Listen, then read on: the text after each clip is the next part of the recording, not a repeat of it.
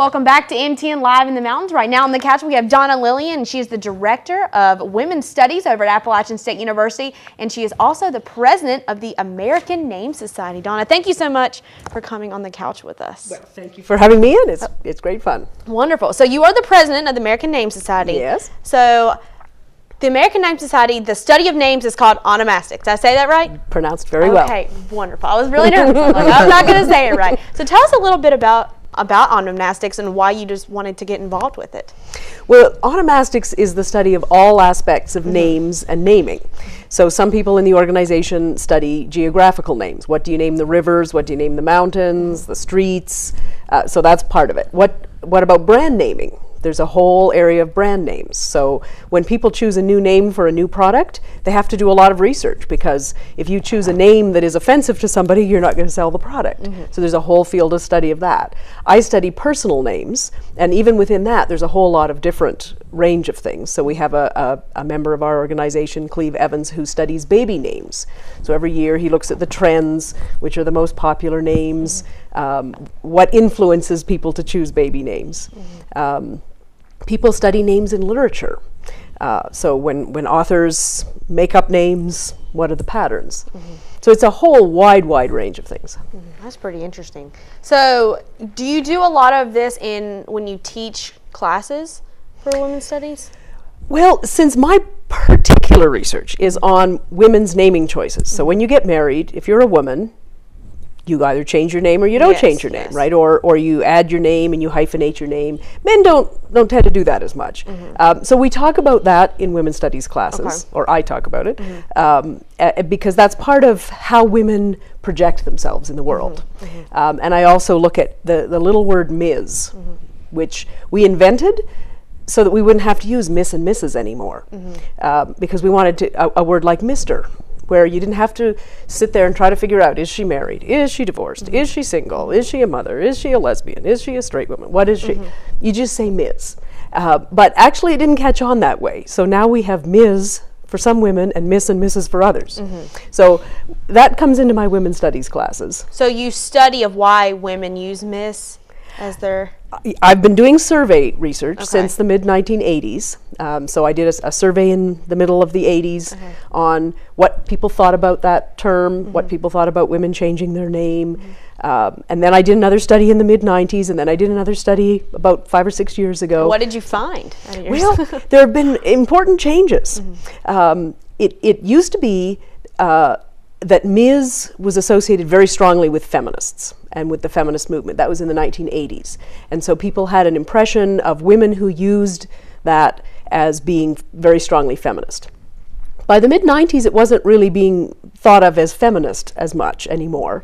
And by the mid-2000s, it wasn't being thought of as feminist at all, but it was being seen as a term for divorced or separated women. So that's been a change. In terms of women's surnames, there was a steady increase in women keeping their own surname when they married, either hyphenating it or just keeping their own and not adding their husband's. And that peaked in the 90s. And now younger women in their 20s up to about 30, are going back more to taking their husband's surname. So there's been a kind of reversal of that trend. Do you think it's unusual for women to keep their last name instead of taking their husband's? What I've found in my research is that women who have a career prior to getting married are more likely to keep their name when they get married, because that's their professional name. That makes sense. People know them by that name. But if a woman gets married when she's younger, when maybe she's just graduated, she's not really known by her name professionally, she's more likely to change it. Right, yeah, I remember that was a big deal with a woman who actually got married over at Channel 5 in Bristol. She had her TV personality name, and she just got married. She'd been going by that name for 10 years. She didn't change it. She didn't change it because she was known by that name to really everybody in the community of her old name. Exactly. And my sister sells real estate, for example. Well, in real estate, you're known by your name. So professionally, women will often not change their name. Okay. It's kind of a broad subject if you really talk about it, because you cover so many different areas. Yes. Is there anything that you found recently that has been changing in keeping names or not keeping names? Well, the most recent trend, I think, and I had to re-educate myself when I moved to the U.S. Because the patterns in Canada are slightly different. And one of the things I didn't account for in my study is that there's a very strong tradition in the South here that women will keep their birth name, their original surname, as a middle name. Yeah. So I would be asking women, did you keep your name? Did you change your name? And well, they kind of did both, right? They added their husband's name without getting rid of their own. So that's a really interesting trend that's particular in this region. Right. Do you think it is offensive to keep your middle name instead of using your old, like making your last name your middle name when you get married instead of keeping? You know what I'm trying to say? Well, I don't think it's offensive. I mean, people's names are important to them, and whatever people choose for themselves is really, no one has the right to be offended by what you choose. You know what I mean? Just because like that's your family name, and then you just kind of. Do most people actually keep their middle name and then just add their, I guess, old last name to their middle name? So it varies. I think most women who do that don't legally drop their original middle name, but they may not use it anymore. I mean, what I did with my name, I decided that I was studying names, and I thought, okay, the name's always passed down through the father's tradition. I'm a feminist. This was getting on my nerves, and my original surname was Atkinson. And I thought, well, I'm not anybody's son. In Icelandic, I would have been Atkin's daughter. They would add daughter or son. Right. So what I did back in 1990 was I dropped Atkinson and added Lillian as my official surname, which was my grandmother's first name. So that was a name I chose for myself to sort of recover some of the female lineage in the family. Right. Yeah, I've always thought it was strange too that you basically just take your father's name. It's almost like your mother's name gets completely lost in the shuffle, and that's really is still how it is today. Almost, well, not only that, but it is how it is today. But it's almost it's a big part of your family is your mother's name. So I still had my middle name Cameron comes from still on my father's side, but it's my grandmother's maiden name. And that's a pattern that a lot of people choose, so that it keeps the name in the family for at least another generation. Right. But is there any kind of like when you're studying the history of names, is it getting harder now to go back and research the actual history of names because we've gone through so many generations? So we're actually getting rid of the female side of names, if you think about it, once you go through your father. Well, that is a challenge, but what's making it easier now is the internet, because there's a lot of databases. If you want to go, you can go into the Social Security database and go back for since there was a Social Security database and research it online. So you can look at, for a particular county, what the birth records were, who lived there, all the census data. So it's actually getting a little bit easier to do that. Okay. That's impressive. I think that's so cool. I mean, I didn't even know before Danielle told me, because Danielle met you first. I didn't even know that there was a group that studied names. So with your group, do you guys have meetings every single year, every month, or? We have a conference every year in January. We meet together with the the Linguistic Society of America.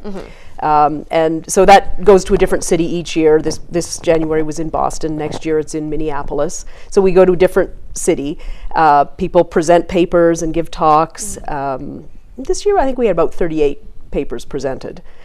So that's the annual thing, and then in between there are some regional things. I also belong to the Canadian Name Society. That meets in June.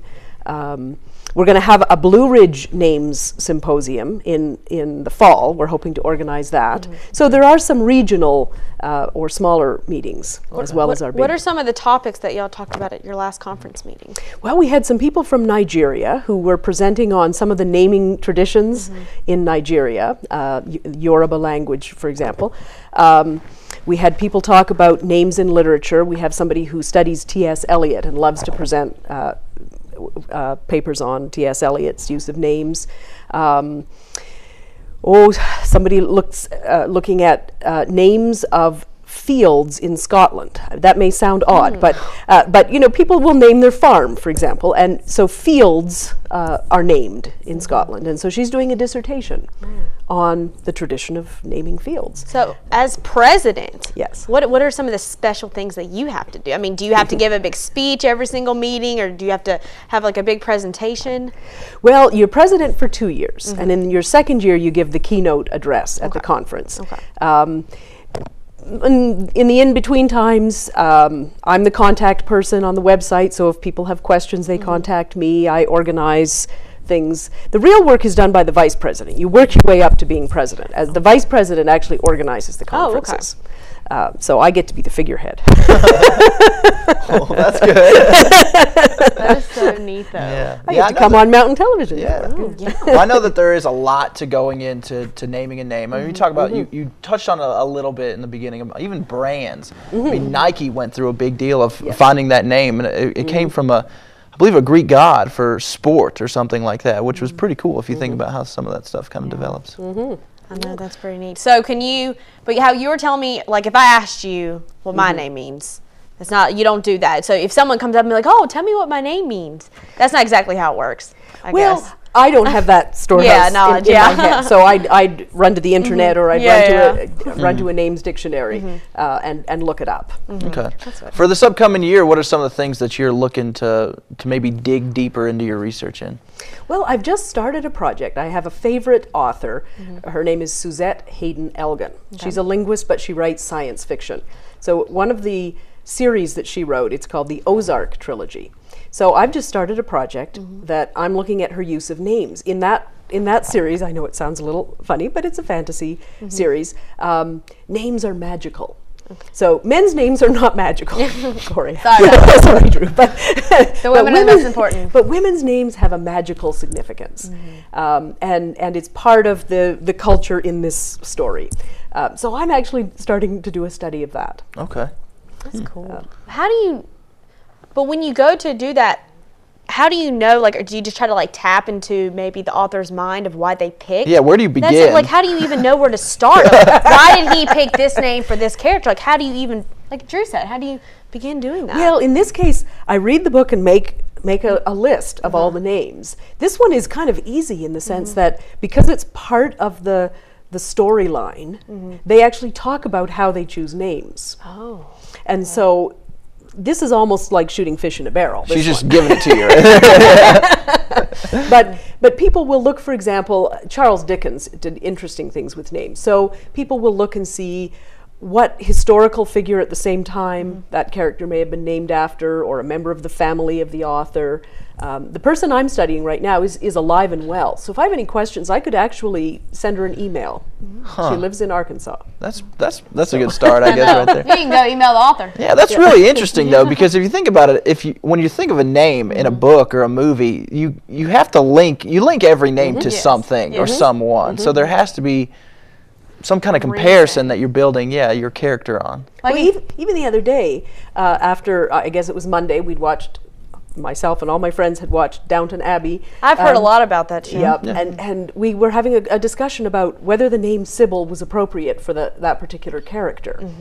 So names come up everywhere. You open your Google News or your Yahoo News, and at least 3 or 4 times a week there's a story about a celebrity baby name. Or like some weird names like Apple and like weird things like that. And so people are fascinated with names. And I think that's really interesting too, because I know whenever I reach that point in my life and I want to, start a family, I definitely want to name my child something very unique and and different. But I mean, there's a point I'll think about, like, why am I wanting to name my child this? So now I'm probably going to think about that whenever it gets to the point and try to come up with the meaning and. Well, there are people who make a living by consulting on baby names. And there are websites that you can go to where they give you information about baby names. And what's funny is often people think that they're picking a unique name, but everybody picks the same unique name. And then there's this little trend. Well, if anyone has a question for you, how can they contact you? Well, if you look on the Appalachian State University website, look up my name.